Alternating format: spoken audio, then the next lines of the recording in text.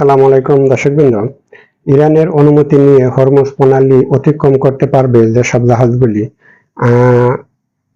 এখানে ইরান ভালো একটা ইতিবাচক সিদ্ধান্ত নিয়েছে যে যেসব দেশগুলি জাহাজ হরমুজ প্রণালী দিয়ে চলাফেরা করে, এই জাহাজগুলি হরমুজ প্রণালী দিয়ে অতিক্রম করতে গেলে ইরানের সাথে সমন্বয় করে নিতে হবে।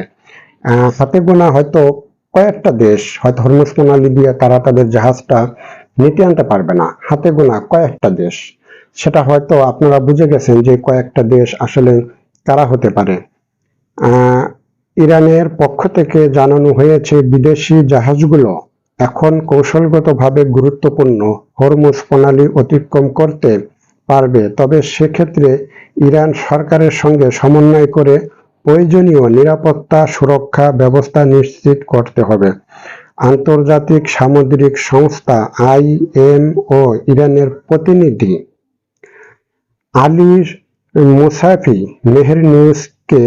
মেহের নিউজ এজেন্সিকে দেওয়া এক সাক্ষাৎকারে এই তথ্য নিশ্চিত করেছেন।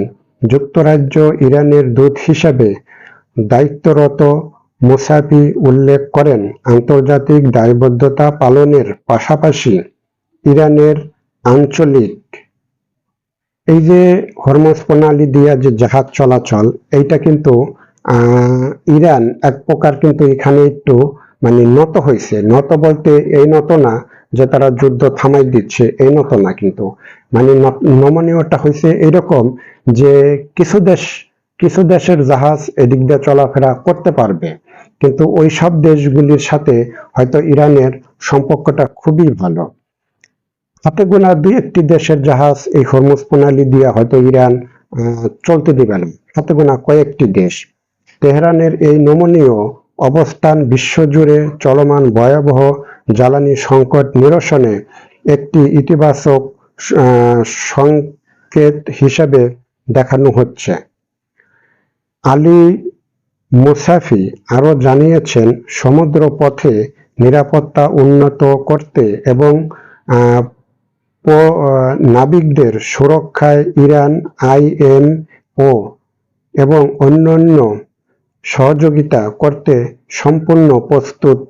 তবে তিনি স্পষ্টভাবে জানিয়ে দিয়েছেন, হরমুজ প্রণালী কেবল ইরানের শত্রুদের জন্য বন্ধ থাকবে।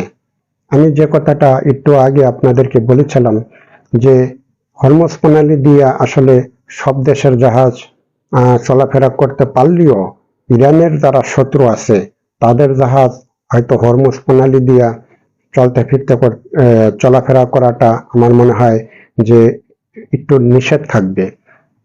এই জন্যই নিষেধ থাকবে যে এই যুদ্ধটার একটা শেষ না হওয়া পর্যন্ত আমার মনে হয় যে এই বিষয়টা নিয়ে পুরোপুরি একটা মীমাংসায় আসবে না। এই যে তাদের যে শত্রু, তাদের শত্রু কারা, ইরানের শত্রু কারা, এটা তো আসলে আমরা বুঝতে পারতেছি যে আসলে ইরানের শত্রু কারা।